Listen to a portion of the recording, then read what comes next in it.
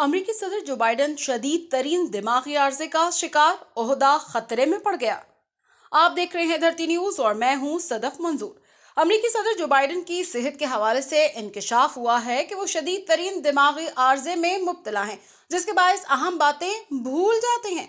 White house के साबिक doctor Ronnie Jackson का कहना है कि अमरीकी सदर की बीमारी ठीक नहीं होगी, बल्कि इसमें इजाफा होगा। दूसरी जानिब बाज हल्के जो बाइडन से मुस्ताफी होने का मुतालबा भी कर रहे हैं।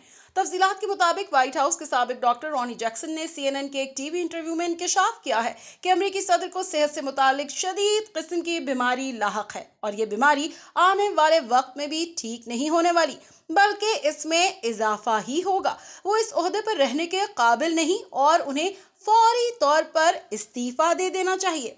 इस हवाले से एक अमरीकी अखबार ने भी दावा किया है कि अमरीकी सदर दिमागी मर्ज का शिकार हैं और उनकी बीमारी को मीडिया और आवाम से छुपाया जा रहा है और दर हकीकत वो सदारती ओहदे पर कायम रहने के काबिल ही नहीं है। वाज़ेह रहे कि अमरीकी सदर की सेहत के हवाले से खबरें ऐसे वक्त में सामने आई हैं जब जो बाइडन कई बार मीडिया से गुफ्तगू करते हुए और तकरीब से खिताब करते हुए अपनी बात भूल गए। एक बार तो अमरीकी सदर को अपनी बात मुकम्मल करने के लिए जेब से पर्ची निकालना पड़ी।